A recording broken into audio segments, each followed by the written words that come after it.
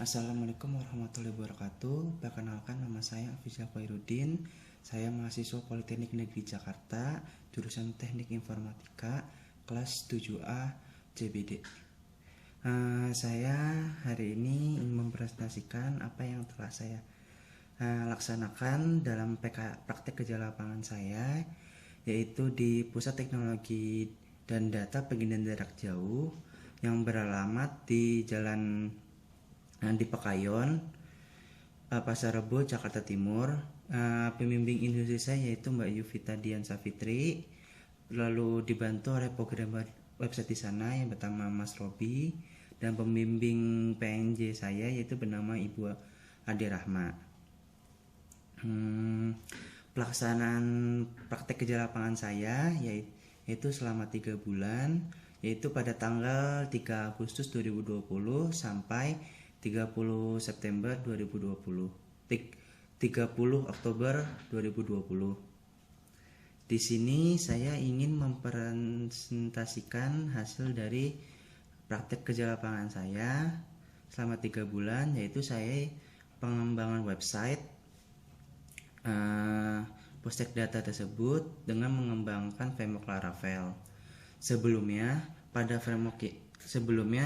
hanya menggunakan pemrograman PHP biasa, tidak ada framework, tetapi dengan saya PKL di sana, saya disuruh untuk mengembangkan website tersebut dengan menggunakan framework, yaitu saya dengan memilih framework Laravel.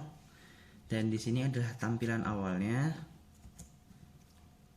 yaitu seperti ini. Saya menggunakan localhost dari SMPP, dan ini database saya, database yang sudah saya buat. Kita langsung mulai. Di sini kita akan melakukan login terlebih dahulu. Nah, karena kita belum punya akun, kita daftar regis.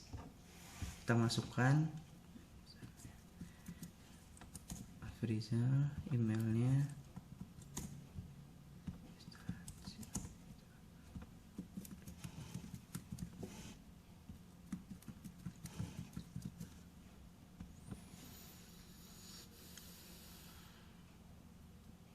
Nah, di sini adalah proses ke verifikasinya.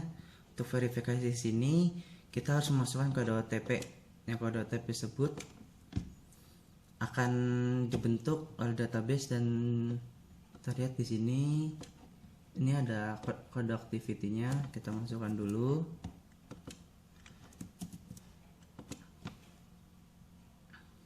Nah, di sini kita sudah bisa menggunakan akun kita, dan udah tulisannya ini is verified, tapi masih token activity-nya masih 0 karena kita belum memverifikasinya lewat email.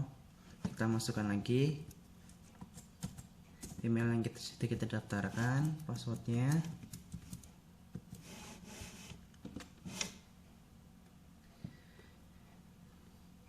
Nah, di sini ada proses verify lagi, yaitu kita harus ACC bahwa email kita itu benar email aktif yang sesuai dengan keinginan si programmer tersebut, yaitu sebelumnya itu jika ada yang mendaftar, dia harus masuk ke website tersebut lalu memverifikasinya secara manual pada fitur user tersebut. Nah, di sini kita nggak usah, jadi si user baru bisa melakukan verifikasi itu sendiri. Email yang kita masukkan tadi juga sudah masuk, dan sini tulisannya you are login, berarti email sudah aktif. Dan kalau kita cek di database-nya, email verified. Nah, kita langsung masuk saja untuk selanjutnya. Di sini saya membuat seperti katalog Modis, katalog NPP, katalog NOA, katalog Metop, terus data Himawari, sama administrasi yang isinya user, history login, history download, sama status. Di sini katalog Modis tersebut karena admin kita bisa menambah katalog Modis.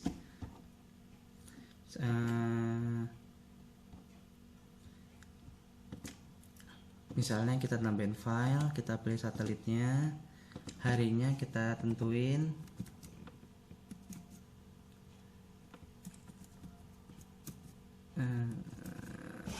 nah kita masukkan levelnya, dan kita masukkan fotonya.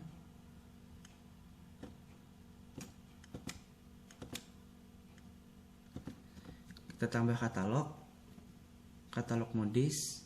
Nah, untuk saya kembali ulang ini, kalau admin di sini itu yang bisa tambah katalog, sedangkan kalau user hanya melihat dan hanya mendownload. Nah, di sini sudah ada tambah datanya. Lalu kalau kita mengecek di database-nya, di sini juga sudah ada ditambahkan, dan ID-nya juga auto increment, jadi secara terurut. Dan sini saya juga memiliki fitur download, yaitu download file.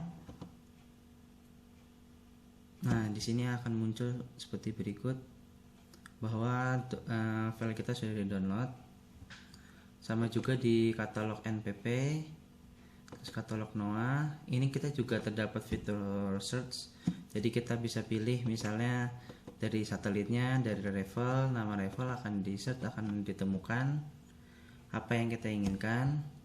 Dan saat klik mengawari ini saya hanya melingkan saja, bahwa karena di data Himawari tersebut adalah milik dari Pustek Data. Lalu di user ini, di cover user kita juga ada dari nama, email, level admin. Saya buatnya 2, admin dan operator. Admin itu bisa melakukan semua hal, sedangkan operator atau user biasa hanya mendownload saja. Ini kita juga bisa mengedit. Kita bisa mau ganti edit nama usernya, atau emailnya, instalasinya, passwordnya, atau kita bisa mendelete, atau kita sini juga bisa langsung menambahkan user baru secara manual.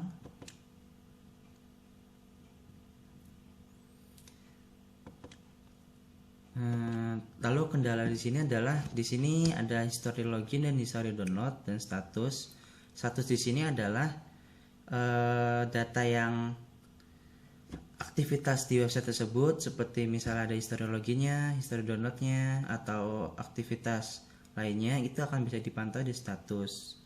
Tetapi kendala saya karena 3 bulan itu, jadi saya belum bisa untuk mengerjakan project sampai ke history login. Yaitu history login itu kita melihat siapa saja user login pada tanggal segini, bulan segini, jam segini. History login juga seperti itu, history download juga seperti itu, yaitu kita bisa melihat siapa saja yang mendownload file, misal di katalog modis, di katalog NPP, dan sebagainya. Dan di status tersebut saya juga belum bisa, karena di request status itu juga harus membuat tampilan status itu menjadi lebih ringan dan lebih cepat. Karena di sebelum itu karena menggunakan PHP, hanya menggunakan PHP, tidak menggunakan VMOOC, jadi tampilan status itu menjadi lebih lama.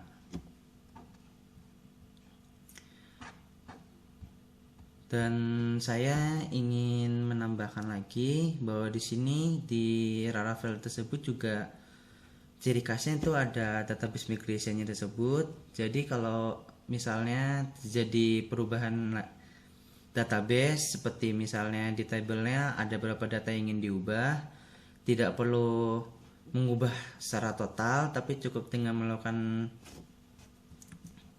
kita ke CMD, lalu kita mengarahkannya ke project tersebut, lalu kita tinggal menggunakan refresh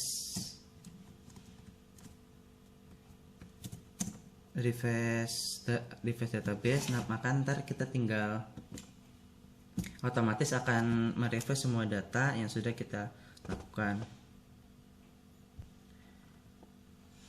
Lalu untuk pengujian untuk mengodingnya khusus untuk di Laravel tersebut. Di sini karena Laravel jadi bentuknya jadi lebih rapi dan lebih tersusun, seperti di sini disebut ada rootnya. Jadi di WPHP-nya terdapat rootnya, jadi misalnya kayak di katalog modis itu ada satelitnya, lalu ada EDR-nya dan lain-lainnya. Di sini resource ada buat view-nya seperti email, terus metop, modis, noah dan lain-lainnya, dan ada navbar. Kita juga menambahkan bootstrap jadi agar di website tersebut agar lebih rapi. Terus di app-nya kita juga ada untuk modelnya dan kita juga punya kontrolnya. Dan tambahan di sini, jika untuk email agar bisa menyambungkan ke email yang sudah kita lakukan tadi,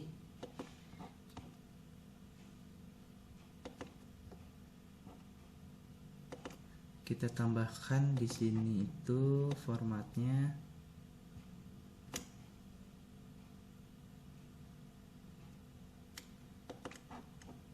di NFV.